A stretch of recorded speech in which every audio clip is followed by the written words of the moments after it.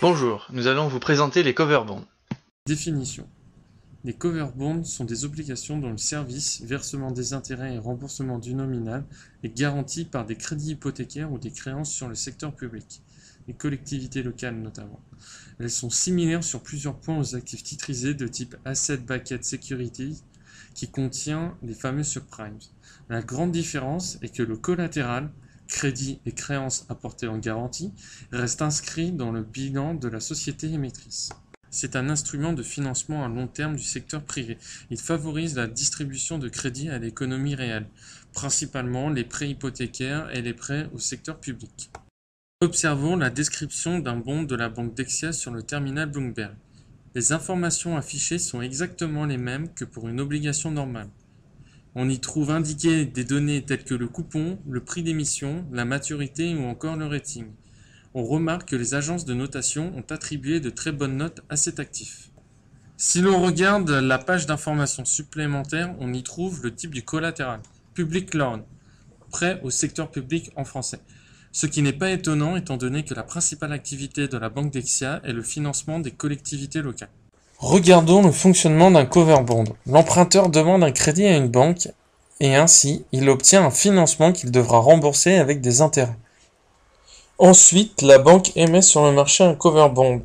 Elle devra payer des frais pour émettre le titre et elle recevra de l'argent lorsqu'il sera acheté. Le cover bond qui est créé contient les actifs sous-jacents en collatéral.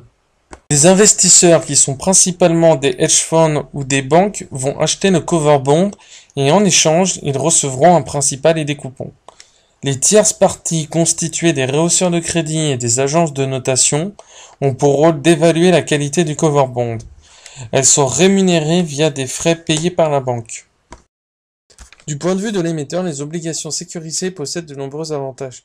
En effet, elles permettent à la banque émettrice d'augmenter la duration de son passif et ainsi de financer correctement son portefeuille d'actifs à long terme, de rendre plus stable sa stratégie globale de financement et plus prévisible sa gestion active-passive par échéance de maturité.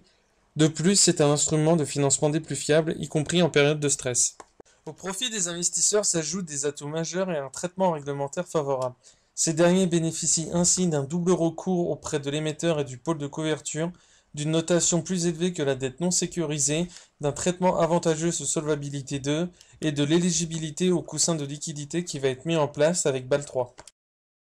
Notre exemple de Dexia. Nous voyons à droite que l'agence de notation Fitch a noté l'entreprise A+. À gauche, un cover bond Dexia. Nous voyons que Fitch a noté le cover bond AAA, soit 4 notches au-dessus. Un notch est l'unité de mesure pour le rating. Nous avons donc ici un exemple concret de l'intérêt des cover bonds. En orange sur le graphe, le mid-swap spread des cover bonds de Dexia. Le mid-swap spread est la différence de rendement entre l'obligation observée et un swap de même maturité négocié sur le marché. Il représente donc le risque. Nous voyons qu'avant juin 2012, le risque était plus élevé chez Dexia que sur les autres banques. Cela est dû à la mauvaise qualité du collatéral. En juin 2012, la Poste met 4 milliards d'euros à disposition des collectivités, ce qui redonne de la qualité au collatéral de Dexia.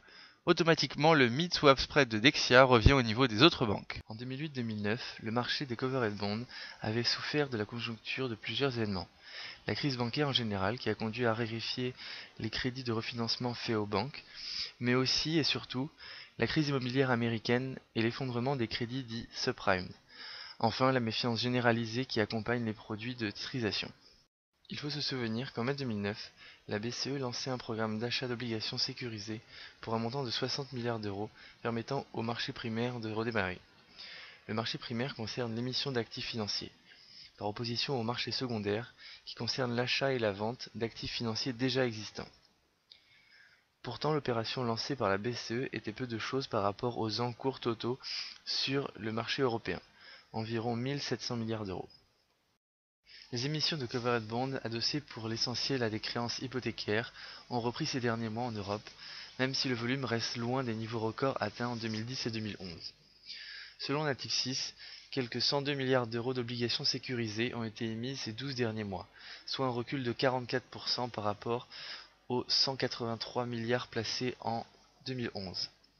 L'annonce par la BCE a restauré la confiance et permis à certains émetteurs des pays périphériques de faire le retour sur les marchés. Par exemple, mi-novembre, la Bank of Ireland a ouvert les voies aux établissements irlandais en réalisant la première émission de covered bond pour une banque du pays depuis octobre 2010. La demande reste d'ailleurs forte au point que l'enveloppe du second programme d'achat cover bond par les banques centrales de la zone euro n'a pas complètement été utilisée. Dans le but de les renforcer et de prévenir toute crise financière future, l'industrie cover bond s'est engagée à mettre en place un label de qualité. Hey, I just met you.